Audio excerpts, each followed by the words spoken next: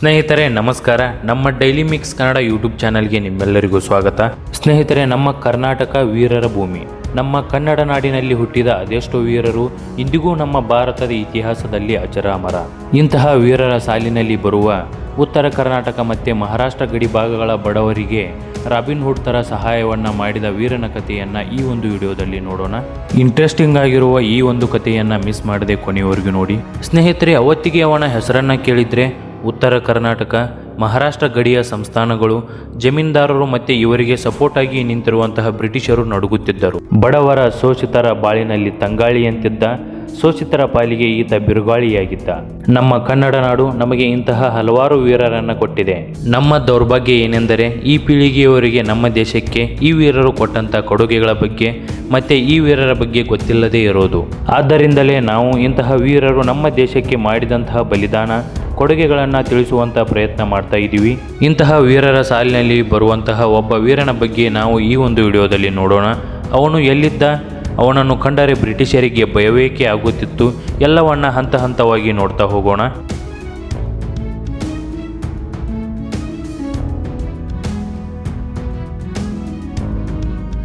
ಇನ್ನೂ ಯಾರು ನಮ್ಮ ಡೈಲಿ ಮಿಕ್ಸ್ ಕನ್ನಡ ಯೂಟ್ಯೂಬ್ ಚಾನಲನ್ನು ಸಬ್ಸ್ಕ್ರೈಬ್ ಮಾಡ್ಕೊಂಡಿಲ್ಲ, ಸಬ್ಸ್ಕ್ರೈಬ್ ಮಾಡ್ಕೊಳ್ಳಿ.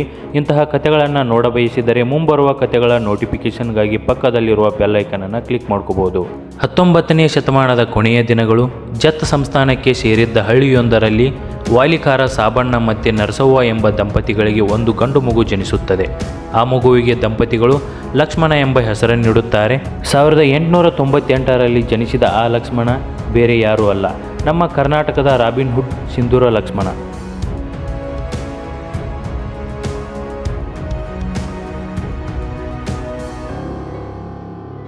ಸಿಂಧೂರ ಲಕ್ಷ್ಮಣ ಈ ಹೆಸರನ್ನು ಕೇಳ್ತಿದ್ದರೆ ರೋಮಾಂಚನವಾಗುತ್ತದೆ. ಇತಿಹಾಸ ಪ್ರೇಮಿಗಳಿಗಂತೂ ಇಂತಹ ವೀರರ ಕಥೆಗಳನ್ನು ಕೇಳುವುದೆಂದರೆ, ಓದುವುದೆಂದರೆ ಎಲ್ಲಿಲ್ಲದ ಸಂತೋಷ. ಇಂತಹ ಲಕ್ಷ್ಮಣ 6 ಅಡಿ ಎತ್ತರ, ವಜ್ರದಂತೆ ಗಟ್ಟಿ ಶರೀರ ಹೊಂದಿದ್ದ. ಕೈಯಲ್ಲಿ ಕೋವಿ ಹಿಡಿದು ಮೀಸೆ ಹುರಿಗೊಳಿಸಿ ನಿಂತರೆ ಶತ್ರುಗಳ ಎದೆಯಲ್ಲಿ ನಡುಕ ಶುರುವಾಗುತ್ತಿತ್ತು.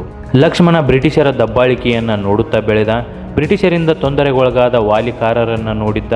ಬರಗಾಲದಲ್ಲೂ ರೈತರಿಂದ ಕಂದಾಯ ವಸೂಲಿ ಮಾಡುತ್ತಿದ್ದ ಬ್ರಿಟಿಷ್ ಸರ್ಕಾರದ ಗುಲಾಮರನ್ನು ಕಂಡಿದ್ದ. ಕುಡಿಯೋದಕ್ಕೂ ನೀರಿರದ ಸಮಯದಲ್ಲಿ ಭೂಮಿಯಿಂದ ರೈತರು ಬೆಳೆಯನ್ನು ಬೆಳೆಯೋದಾದರೂ ಹೇಗೆ? ಇಂತಹ ಸಮಯದಲ್ಲೂ ರೈತರಿಂದ ಕಂದಾಯ ವಸೂಲಿಗೆ ಬಂದು ಕಂದಾಯ ಕಟ್ಟಲಾಗದ ರೈತರಿಂದ ಜಮೀನು ಮನೆಯನ್ನು ಕಸಿದುಕೊಂಡು ಅವರನ್ನು ಬೀದಿಗೆ ತಳ್ಳುತ್ತಿದ್ದರು. ಜತ್ ಸಂಸ್ಥಾನದಲ್ಲಿ ಬ್ರಿಟಿಷರ ಕ್ರೌರ್ಯ ಮಿತಿಮೀರಿತ್ತು.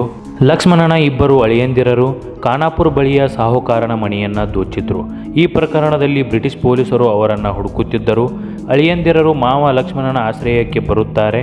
ಅಳಿಯಂದಿರರು ಮಾಡಿದ ಕೆಲಸದಲ್ಲಿ ತಪ್ಪೇನಿದೆ? ಬಡವರಿಂದ ಕಿತ್ತುಕೊಂಡ ಸಾಹುಕಾರರನ್ನು ಇವರು ದೋಚಿ ಬಡವರಿಗೆ ಹಂಚುತ್ತಿರುತ್ತಾರೆ. ಇದರಲ್ಲಿ ತಪ್ಪಿಲ್ಲ ಎಂದು ಲಕ್ಷ್ಮಣ ತಾನೂ ಇದರಿಂದ ಪ್ರೇರೇಪಿತನಾಗುತ್ತಾನೆ. ಇದೇ ಥರ ತನ್ನ ಊರಿನ ಜನರಿಗೆ ತಾನೂ ಕೂಡ ಸಹಾಯ ಮಾಡಬೇಕು ಎಂದು ತೀರ್ಮಾನ ಮಾಡುತ್ತಾನೆ. ಅಲ್ಲಿಂದ ಲಕ್ಷ್ಮಣನ ಬದುಕಿನ ದಿಕ್ಕೇ ಬದಲಾಗಿ ಹೋಗುತ್ತದೆ. ಪಕ್ಕದ ಊರಿನ ಶ್ರೀಮಂತ ಹಿರೇಮಠ್ ಸಿದ್ದಯ್ಯ ಎಂಬಾತ ಲಕ್ಷ್ಮಣನ ಸ್ನೇಹಿತ ಬೇಡರ ನಿಂಗಪ್ಪನಿಗೆ ಸಾಲ ಕೊಟ್ಟಿರುತ್ತಾನೆ. ಕೊಟ್ಟ ಸಾಲ ತೀರಿಸಿಲ್ಲ ಎಂದು ನಿಂಗಪ್ಪನ ಮನೆ, ಮಠ, ಭೂಮಿ ಎಲ್ಲವನ್ನ ಸಿದ್ದಯ್ಯ ಕಸಿದುಕೊಳ್ಳುತ್ತಾನೆ. ಸಮೀಪದಲ್ಲೇ ತಂಗಿ ಮದುವೆ ಇರುತ್ತದೆ. ಪರಿಸ್ಥಿತಿ ಹೀಗಾಯಿತೆಂದು ಬೇಡರ ನಿಂಗಪ್ಪ ಸಹಾಯವನ್ನು ಬಯಸಿ ಲಕ್ಷ್ಮಣನ ಹತ್ತಿರ ಬರುತ್ತಾನೆ. ಆಗ ಲಕ್ಷ್ಮಣ ಹಿರೇಮಠ್ ಸಿದ್ದಯ್ಯನ ಹತ್ತಿರ ಬಂದು ಸ್ವಲ್ಪ ದಿನಗಳ ಸಮಯವನ್ನು ಕೊಡಿ, ಅವರ ತಂಗಿಯ ಮದುವೆಯನ್ನು ಮುಗಿಸಿ ಏನಾದರೂ ಮಾಡಿ ನಿಮ್ಮ ಸಾಲವನ್ನು ತೀರಿಸುತ್ತಾನೆ ಎಂದು ಹೇಳುತ್ತಾನೆ.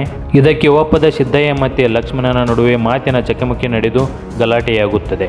ಇದರಿಂದ ಸಿದ್ದಯ್ಯ ಲಕ್ಷ್ಮಣನ ವಿರುದ್ಧ ಬ್ರಿಟಿಷ್ ಪೊಲೀಸರ ಹತ್ತಿರ ದೂರು ಕೊಡುತ್ತಾನೆ. ಬಂಧಿಸಲು ಬಂದ ಬ್ರಿಟಿಷ್ ಪೊಲೀಸರಿಂದ ತಪ್ಪಿಸಿಕೊಂಡು ಲಕ್ಷ್ಮಣ ಪರಾರಿಯಾಗುತ್ತಾನೆ.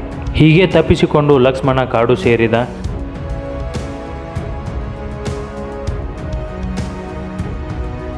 ಆದರೆ ಪೊಲೀಸರು ಅವನ ಹೆಂಡತಿ ಮತ್ತೆ ಅವನ ತಾಯಿಗೆ ತೊಂದರೆಯನ್ನು ಕೊಡಲಾರಂಭಿಸುತ್ತಾರೆ. ಈ ಒಂದು ವಿಷಯವನ್ನು ತಿಳಿದು ಊರಿಗೆ ಬಂದ ಲಕ್ಷ್ಮಣನನ್ನು ಪೊಲೀಸರು ಬೇಡಿ ಹಾಕಿ ಊರೆಲ್ಲ ಮೆರವಣಿಗೆ ಮಾಡುತ್ತಾರೆ.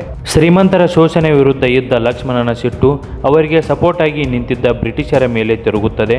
ಇನ್ನು ಮುಂದೆ ನನ್ನ ಹೋರಾಟ ನೀಚ ಶ್ರೀಮಂತರಿಗೆ ಬೆಂಬಲ ನೀಡುವ ಬ್ರಿಟಿಷ್ ನಾಯಿಗಳ ವಿರುದ್ಧ ಎಂದು ಕೂಗಿ ಬ್ರಿಟಿಷರಿಂದ ತಪ್ಪಿಸಿಕೊಂಡು ಓಡಿ ಹೋಗುತ್ತಾನೆ. ಜತ್ನಿಂದ ತಪ್ಪಿಸಿಕೊಂಡು ಲಕ್ಷ್ಮಣ ಅವನ ಸಂಗಡಿಗರ ಜೊತೆ ಜಮಖಂಡಿಯಲ್ಲಿ ತಲೆಮರೆಸಿಕೊಂಡಿರುತ್ತಾನೆ. ಇದನ್ನು ತಿಳಿದ ಬ್ರಿಟಿಷ್ ಪೊಲೀಸ್ ಕಲಾಲ್ ತನ್ನ ಪೊಲೀಸ್ ಪಡೆಯೊಂದಿಗೆ ಕಾಡಿಗೆ ಮುತ್ತಿಗೆ ಹಾಕುತ್ತಾನೆ. ಅಲ್ಲಿ ಲಕ್ಷ್ಮಣನ ಪಡೆ ಮತ್ತು ಬ್ರಿಟಿಷ್ ಪೊಲೀಸರ ನಡುವೆ ನಡೆದ ಗುಂಡಿನ ಚಕಮಕಿಯಲ್ಲಿ ಲಕ್ಷ್ಮಣನ ಸ್ನೇಹಿತನಿಗೆ ಗುಂಡು ತಗಲಿ ಮರಣ ಹೊಂದುತ್ತಾನೆ. ಇದರಿಂದ ಕೆಂಡಾಮಂಡಲನಾದ ಲಕ್ಷ್ಮಣ ಪೊಲೀಸ್ ಕಲಾಲ್ನನ್ನು ಕೊಲ್ಲುವ ಪ್ರತಿಜ್ಞೆಯನ್ನ ಮಾಡಿದ.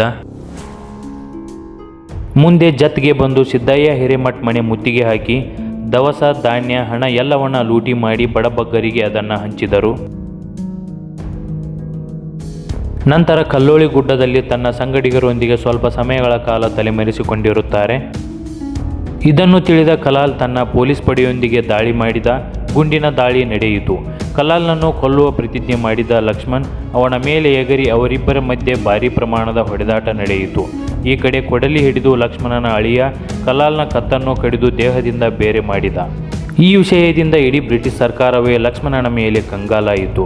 ಲಕ್ಷ್ಮಣನನ್ನು ಬಂಧಿಸಲೇಬೇಕು ಎಂದು ಆದೇಶವನ್ನು ಹೊರಡಿಸುತ್ತದೆ. ಹಗಲು ರಾತ್ರಿ ಎನ್ನದೇ ಬ್ರಿಟಿಷ್ ಪೊಲೀಸರು ಲಕ್ಷ್ಮಣನನ್ನು ಹುಡುಕುತ್ತಾರೆ. ಲಕ್ಷ್ಮಣನ ತಂಡ ಜತ್ ಸಮೀಪದ ಚರ್ಚ್ ಮೇಲೆ ದಾಳಿ ಮಾಡಿತು. ಇಲ್ಲಿ ಬ್ರಿಟಿಷ್ ಮಿಷನರಿಗಳು ಬಡ ಹಿಂದೂ ಮತ್ತು ಮುಸ್ಲಿಂಗೆ ಹಣದ ಆಶೆಯನ್ನು ತೋರಿಸಿ ಮತಾಂತರ ಮಾಡುತ್ತಿದ್ದರು. ಇಲ್ಲಿ ತನ್ನ ಗೆಳೆಯ ಕೂಡ ಬಂದಿಯಾಗಿರುತ್ತಾನೆ. ಹೀಗಾಗಿ ಚರ್ಚ್ ಮೇಲೆ ದಾಳಿ ನಡೆಸಿದ ಲಕ್ಷ್ಮಣನ ತಂಡ ಅಲ್ಲಿ ಗಲಾಟೆ ಮಾಡಿ ಅಲ್ಲಿದ್ದವರನ್ನು ಬಿಡಿಸಿ ತನ್ನ ಗೆಳೆಯನನ್ನು ಕರೆದುಕೊಂಡು ಬರುತ್ತಾರೆ. ಈ ರೀತಿಯಾಗಿ ಕಾಡುತ್ತಿದ್ದ ಲಕ್ಷ್ಮಣನನ್ನು ಹೇಗಾದರೂ ಮಾಡಿ ಹಿಡಿಯಬೇಕೆಂದು ಬ್ರಿಟಿಷ್ ಪೊಲೀಸರು ಕಂಗಾಲಾಗಿ ನಿಂತಿರುತ್ತಾರೆ. ಹುಲಿ ತಾನಾಗಿಯೇ ಬೋನಿಗೆ ಬರಬೇಕೆಂದು ಒಂದು ಸಂಚನ್ನ ಮಾಡುತ್ತಾರೆ.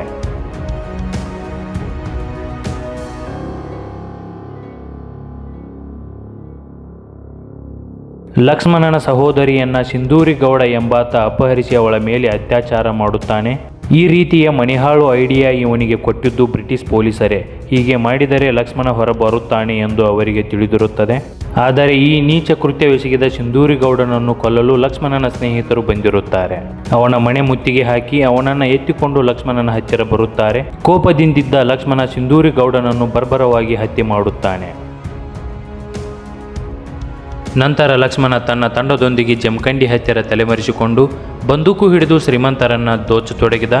ದೋಚಿದ್ದನ್ನೆಲ್ಲ ಶೋಷಣೆಗೆ ಒಳಗಾದ ಜನರಿಗೆ ಹಂಚುತ್ತಿದ್ದ. ಶ್ರೀಮಂತ ಜಮೀನ್ದಾರರನ್ನು ಬಗ್ಗು ಬಡಿದು ಅವರ ಹತ್ತಿರ ಇದ್ದ ಬಡವರನ್ನು ಜೀತದಿಂದ ಮುಕ್ತಿಗೊಳಿಸಿದ. ಇದರಿಂದ ಜಮೀನ್ದಾರರು, ಶ್ರೀಮಂತರು, ಬ್ರಿಟಿಷರು ವೀರ ಸಿಂಧೂರ ಲಕ್ಷ್ಮಣನನ್ನು ಮಟ್ಟ ಹಾಕಲೇಬೇಕು ಎಂದು ನಿರ್ಧಾರ ಮಾಡುತ್ತಾರೆ. ಅವನು ಅಡಗಿದಂಥ ಸ್ಥಳಗಳನ್ನು ಹುಡುಕೋಕೆ ಬ್ರಿಟಿಷ್ ಪೊಲೀಸ್ ಪಡೆ ಹೊರಟಿತು.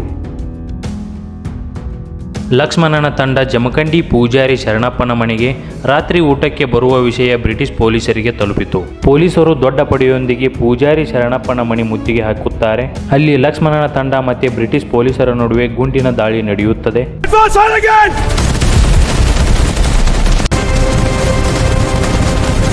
ತನ್ನ ನಾಯಕನನ್ನು ತಪ್ಪಿಸಲು ದುಂಡಪ್ಪ ಎಂಬಾತ ಪೊಲೀಸರನ್ನು ಎದುರಿಸುತ್ತಾ ತನ್ನ ತಂಡವನ್ನು ಅವರಿಂದ ತಪ್ಪಿಸಿ ಪೊಲೀಸರ ಗುಂಡಿಗೆ ಬಲಿಯಾಗುತ್ತಾನೆ. ಆ ಸಮಯದಲ್ಲಿ ಲಕ್ಷ್ಮಣ ಪೊಲೀಸರಿಗೆ ಸಿಗಲಿಲ್ಲ. ಆದರೆ ದುಂಡಪ್ಪನ ಹತ್ತಿರ ಇದ್ದಂತಹ ಒಂದು ಪತ್ರದಿಂದ ಪೊಲೀಸರಿಗೆ ಒಂದು ದೊಡ್ಡ ಸುಳಿವು ಸಿಕ್ಕಿತು. ಆ ಒಂದು ಪತ್ರದಲ್ಲಿ ವೆಂಕಪ್ಪ ಗೌಡ ಎಂಬ ಶ್ರೀಮಂತ ಲಕ್ಷ್ಮಣನಿಗೆ ಸಹಾಯ ಮಾಡುವುದರ ಬಗ್ಗೆ ವಿಷಯವಿರುತ್ತದೆ. ಇದರಿಂದ ಬ್ರಿಟಿಷ್ ಪೊಲೀಸರು ವೆಂಕಪ್ಪ ಗೌಡನನ್ನು ಬಂಧಿಸಿ ವಿಚಾರಣೆಗೆ ಒಳಪಡಿಸುತ್ತಾರೆ. ಮೊದಮೊದಲು ಏನು ಗೊತ್ತಿಲ್ಲ ಎಂದು ಹೇಳುತ್ತಿದ್ದ ವೆಂಕಪ್ಪ ಗೌಡ ಬ್ರಿಟಿಷರ ಆಮಿಷಕ್ಕೆ ಬಲಿಯಾಗಿ ಲಕ್ಷ್ಮಣನನ್ನು ಹಿಡಿಯಲು ಸಂಚು ಮಾಡಿದ. ವೆಂಕಪ್ಪ ಗೌಡ ಲಕ್ಷ್ಮಣನನ್ನು ಮನೆಗೆ ಊಟಕ್ಕೆ ಕರೆಸಿದ. ಇವನ ಸಂಚು ತಿಳಿಯದ ಲಕ್ಷ್ಮಣ ಮನೆಗೆ ಊಟಕ್ಕೆ ಬರುತ್ತಾನೆ. ಅವತ್ತು 1922 ಜುಲೈ 15 ಮನ್ಯತ್ತಿನ ಅಮಾವಾಸ್ಯೆ. ಗೌಡನ ಮನೆಗೆ ಲಕ್ಷ್ಮಣ ತನ್ನ ತಂಡ ಸಮೇತ ಊಟಕ್ಕೆ ಬಂದಿರುತ್ತಾನೆ. ಅದಾಗಲೇ ಪೊಲೀಸರು ಎದುರು ಮನೆ ಮೇಲೆ ಲಕ್ಷ್ಮಣನಿಗಾಗಿ ಗುರಿ ಇಟ್ಟು ಕಾಯುತ್ತಿರುತ್ತಾರೆ. ಕತ್ತಲಲ್ಲಿ ಲಕ್ಷ್ಮಣ ಯಾರೆಂದು ಸರಿಯಾಗಿ ಕಾಣುತ್ತಿರಲಿಲ್ಲ. ಲಕ್ಷ್ಮಣ ಸ್ಪಷ್ಟವಾಗಿ ಕಾಣುವಂತೆ ಬೆಳಕಿನ ದೀಪವನ್ನು ಲಕ್ಷ್ಮಣನ ಮುಂದೆ ಇಡುತ್ತಾರೆ. ಊಟವನ್ನು ಮಾಡುತ್ತಿದ್ದ ಲಕ್ಷ್ಮಣನ ಎದೆಯನ್ನು ಪೊಲೀಸ್ ಬಂದೂಕಿನಿಂದ ಬಂದ ಗುಂಡು ಸೀಳಿಬಿಟ್ಟಿತು. ಲಕ್ಷ್ಮಣ ತನ್ನ ಸಂಗಡಿಗರಿಗೆ ತಪ್ಪಿಸಿಕೊಳ್ಳಲು ಕೂಗಿ ಹೇಳುತ್ತಾನೆ. ಆದರೆ ಅವನನ್ನು ಈ ಕಷ್ಟದ ಪರಿಸ್ಥಿತಿಯಲ್ಲಿ ಬಿಟ್ಟು ಹೋಗಲು ಅಳಿಯಂದಿರಲು ತಯಾರಿರಲಿಲ್ಲ. ಗಾಯಗೊಂಡಿದ್ದ ಲಕ್ಷ್ಮಣನನ್ನು ಹೆಗಲ ಮೇಲೆ ಹಾಕಿಕೊಂಡು ಗುಡ್ಡದಲ್ಲಿ ಕತ್ತಲಲ್ಲಿ ಓಡತೊಡಗಿದರು. ಬೆಳಗ್ಗೆ ಸೋರಿದ್ದ ರಕ್ತದ ಜಾಡು ಹಿಡಿದು ಪೊಲೀಸರು ಗುಡ್ಡ ಹತ್ತುತ್ತಾರೆ. ಅಲ್ಲಿ ಬಂಡೆಯೊಂದಕ್ಕೆ ಲಕ್ಷ್ಮಣನ ದೇಹ ಹೊರಗಿರುತ್ತದೆ. ಆ ದೇಹಕ್ಕೆ ಸಿಟ್ಟಿನಿಂದ ಪೊಲೀಸರು ಗುಂಡನ್ನು ಹಾರಿಸುತ್ತಾರೆ. ನಂತರ ಲಕ್ಷ್ಮಣನ ದೇಹವನ್ನು ಗಾಡಿಯಲ್ಲಿ ತೆಗೆದುಕೊಂಡು ಬಾಗಲಕೋಟೆ ಜಿಲ್ಲೆಯ ಬೀಳಗಿಗೆ ತರುತ್ತಾರೆ. ಸಿಂಧೂರ ಲಕ್ಷ್ಮಣನನ್ನು ನೋಡಲು ಜನಸಾಗರವೇ ಸೇರಿಬಿಡುತ್ತದೆ. ಅಲ್ಲಿ ಲಕ್ಷ್ಮಣನನ್ನು ಮಣ್ಣು ಮಾಡುತ್ತಾರೆ. ಮಹಾರಾಷ್ಟ್ರದ ನೆಲದಲ್ಲಿ ಜನಿಸಿದ ಸಿಂಧೂರ ಹುಲಿ ಲಕ್ಷ್ಮಣ ಕನ್ನಡ ನಾಡಿನ ಮಣ್ಣಲ್ಲಿ ಹುತಾತ್ಮನಾಗುತ್ತಾನೆ. ಸ್ನೇಹಿತರೆ, ವೀರ ಸಿಂಧೂರ ಲಕ್ಷ್ಮಣನ ಬಗ್ಗೆ ಜನಪದರು ಹೇಳುವಂತಹ ಮಾಹಿತಿಯನ್ನು ಹೊರತುಪಡಿಸಿದರೆ ಅವನ ವೀರಗಾಥೆ ಸಾಹಸಗಳ ಬಗ್ಗೆ ತಿಳಿಸುವಂತಹ ಯಾವುದೇ ಇತಿಹಾಸದ ದಾಖಲೆಗಳಿಲ್ಲ. ಲಕ್ಷ್ಮಣ ಬ್ರಿಟಿಷ್ ಪೊಲೀಸರು, ಜಮೀನ್ದಾರರು, ಶ್ರೀಮಂತರ ಪಾಲಿಗೆ ಅಪರಾಧಿ ದರೋಡೆಕೋರನಾದರೆ ಶ್ರೀಮಂತರು, ಜಮೀನ್ದಾರರು ಬ್ರಿಟಿಷ್ ಪೊಲೀಸರಿಂದ ಶೋಷಣೆಗೆ ಒಳಗಾದ ಉತ್ತರ ಕರ್ನಾಟಕ, ಮಹಾರಾಷ್ಟ್ರದ ಗಡಿ ಬಡವರ ಪಾಲಿಗೆ ವೀರ ಸಿಂಧೂರ ಲಕ್ಷ್ಮಣ ಒಬ್ಬ ರಾಬಿನ್ ಹುಡ್. ಬೀಳಗಿ ಸಮೀಪ ಈ ವೀರನ ಸಮಾಧಿ ಇದೆ. ಯಾರಿಗೆಲ್ಲ ಈ ವೀರನ ಯಶೋಗಾಥೆ ಮತ್ತು ಸಾಹಸಗಳ ಬಗ್ಗೆ ತಿಳಿಯಬೇಕೆಂಬ ಆಸೆ ಇರುತ್ತದೆ, ಅವನ ಸಮಾಧಿಗೆ ಒಮ್ಮೆ ಹೋಗಿ ಭೇಟಿ ನೀಡಿ ಬನ್ನಿ. ಸ್ನೇಹಿತರೆ, ಐ ಹೋಪ್ ಈ ಒಂದು ವಿಡಿಯೋ ನಿಮಗೆಲ್ಲ ಇಷ್ಟ ಆಗಿದೆ ಅಂತ ಅನ್ಕೋತೀನಿ. ಇಷ್ಟ ಆಗಿದ್ದರೆ ಈ ಒಂದು ವಿಡಿಯೋನ ಲೈಕ್ ಮಾಡಿ, ಹಾಗೆ ನಿಮ್ಮ ಸ್ನೇಹಿತರಿಗೆ ಈ ಒಂದು ವಿಡಿಯೋನ ಶೇರ್ ಮಾಡಿ. ಇನ್ನೂ ಯಾರು ನಮ್ಮ ಡೈಲಿ ಮಿಕ್ಸ್ ಕನ್ನಡ ಯೂಟ್ಯೂಬ್ ಚಾನಲನ್ನು ಸಬ್ಸ್ಕ್ರೈಬ್ ಮಾಡ್ಕೊಂಡಿಲ್ಲ, ಸಬ್ಸ್ಕ್ರೈಬ್ ಮಾಡ್ಕೊಳ್ಳಿ. ಮತ್ತು ಮುಂದಿನ ವಿಡಿಯೋದ ನೋಟಿಫಿಕೇಷನ್ಗಾಗಿ ಪಕ್ಕದಲ್ಲಿರುವ ಬೆಲ್ ಐಕನನ್ನು ಕ್ಲಿಕ್ ಮಾಡ್ಕೋಬೋದು. ಧನ್ಯವಾದಗಳು.